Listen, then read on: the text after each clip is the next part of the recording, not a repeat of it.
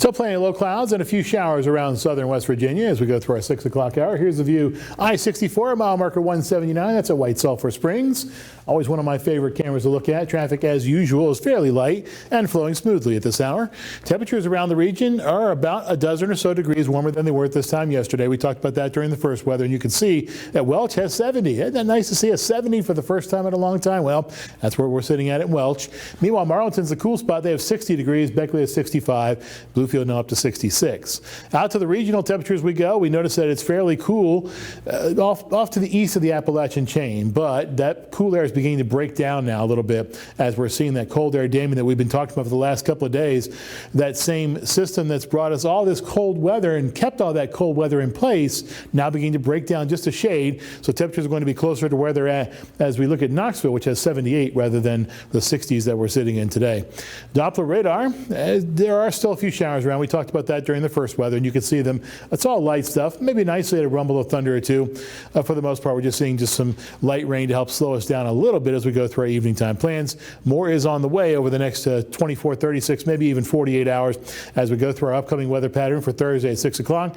We see a middle level disturbance make its way through the region, and then comes a surface low.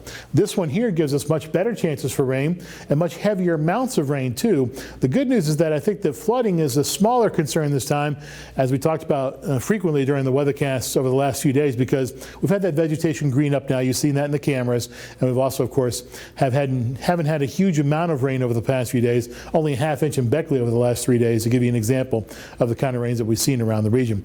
So as we zoom it in now to the view for our region, we notice that we don't have a huge amount. Again, it's over an inch in some isolated spots, but this is over a 48-hour period. And the fact, as we talked about, we have those other conditions that'll help to keep flooding to a minimum, save for the usual stuff like ponding of water on the roads and, of course, standing water in some of the usual spots. Aches and Pains forecast sponsored by ARH. A pretty good day for the aches and pains, at least for the next day or so. And then we see the low pressure center come into the region. That will drop our pain tolerance a little bit, to make for the higher aches and pains. And then we're going to see smiling faces across the board, not just because the aches and pains will be lower, but because the temperatures will be higher. How much higher? 76 on Monday. 80 on Tuesday, 81 on Wednesday. That's what we're calling for, with a little bit of sunshine thrown in. That'll be nice to see too after so many clouds over the last so many days. Temperatures are then going to sit in the lower to middle 50s for the low end of the scale. Overall, it's going to be above the normal for the first time in about 2 weeks as we go through the last 3 days in that extended forecast.